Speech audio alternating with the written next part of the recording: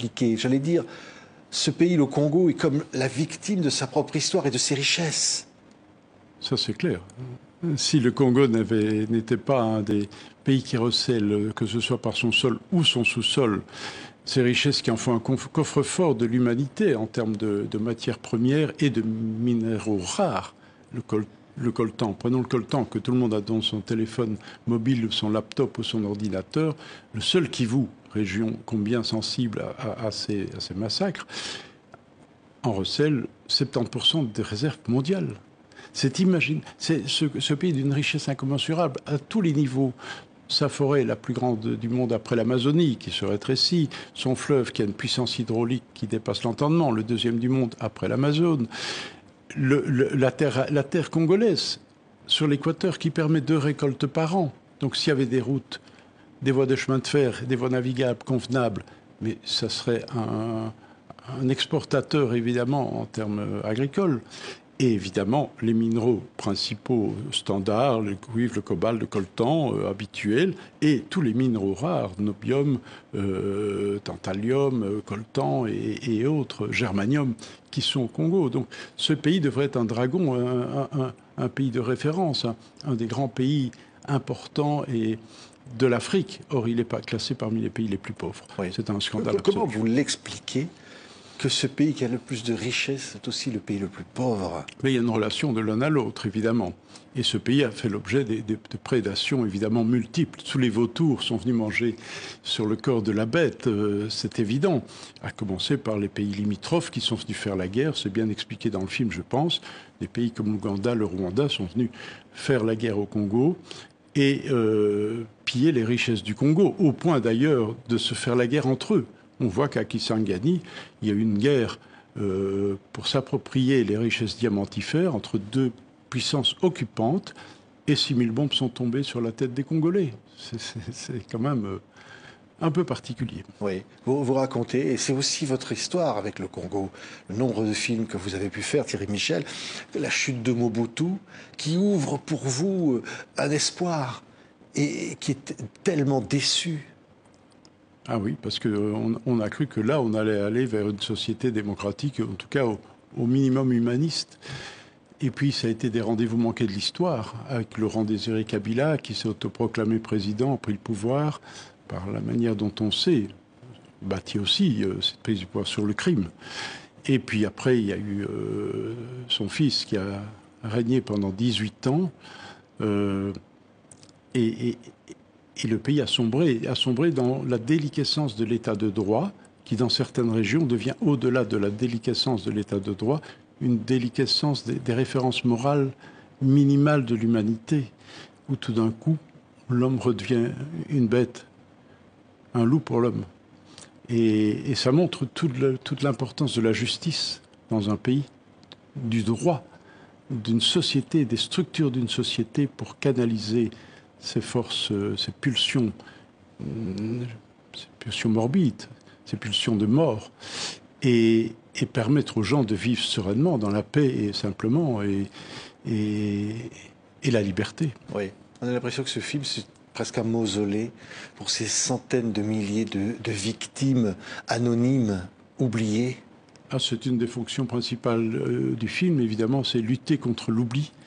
L'oubli qui peut entraîner évidemment aussi le négationnisme, qui est un risque terrible.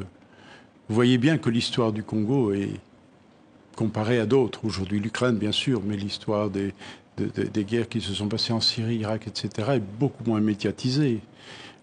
N'est pas à l'agenda prioritaire de la communauté internationale. Oui. Ce film doit contribuer, évidemment, à essayer de changer cet état de choses. Oui, mais j'imagine difficile à produire, à tourner, pour vous, y compris l'expérience que vous avez, Thierry Michel, un film comme ça.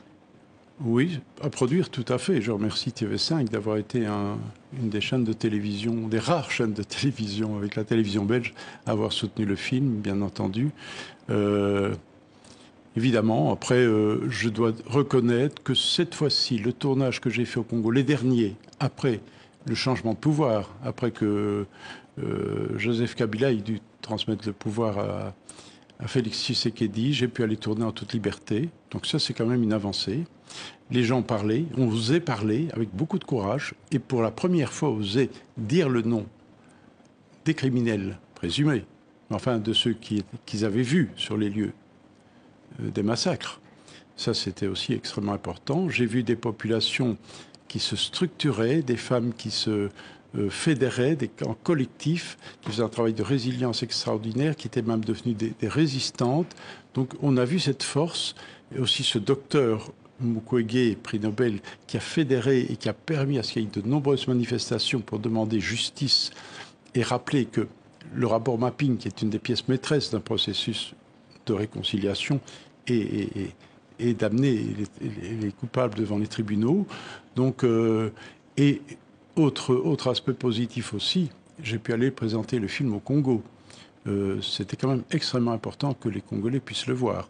Maintenant, c'était des avant-premières à Kinshasa, au Palais du Peuple, prestigieuses et importantes, évidemment, et symboliquement essentielles. Maintenant, je dois encore faire toute la tournée à travers le Congo pour que les populations des différentes villes et provinces martyrs puissent voir ce film. Oui, vous allez pouvoir le faire. Vous ne risquez pas d'être arrêté éventuellement J'espère, je ne peux que l'espérer, je ne peux pas le promettre. De toute façon, il y a déjà une procédure en justice qui commence à mon encontre pour interdire le film, le saisir, voire me condamner à une peine d'emprisonnement. Oui, mais bon, on va faire venant de gens que vous citez ou accusés dans le film? Pas directement, ça serait trop facile. C'est beaucoup plus habile que ça. C'est un cinéaste qui fait campagne contre ce film et qui veut me poursuivre en justice. Oui, mais vous irez tout de même sur place. Je pense qu'il faut être présent. Il faut en faire un procès politique. Il ne faut pas laisser ce type de censure s'opérer, cette violence contre la vérité de l'histoire pouvoir être effective. Non, je pense qu'il faut mobiliser la société civile, mobiliser les organisations de droits de l'homme, mobiliser la presse pour dénoncer cette tentative d'interdiction du film au Congo. Oui, sans justice, pas d'avenir. Au fond, vous dites ça, Thierry Michel. Sans que ceux qui ont commis ce qu'on voit dans le film ne répondent de leurs actes. Je pense qu'on ne peut construire la paix que sur l'apaisement et la justice, qu'il faut réconcilier les gens et qu'on ne peut pas être continué par la terreur et voilà. Et la souffrance humaine de toutes ces victimes qui m'ont demandé de porter leur voix. Partout où j'étais, c'était le même espoir. Sortons du silence, donc brisons le silence, c'est le but du film. Oui, on voit des images parmi tant d'autres poignantes de femmes qui disent oui, on a été violés, oui, on a tué nos enfants, et qui le disent en groupe. Oui, et qui chantent avec beaucoup d'émotion, un chant que je dirais un chant d'espoir, mais donc quand même, les dernières paroles qui sont reprises, c'est « le sang va crier ». Ça veut quand même dire quelque chose. Et ces femmes le disent en Chiluba, la langue du président actuel de la République démocratique du Congo, Félix Tshisekedi. Ouais. Donc le message doit être entendu par les autorités maintenant.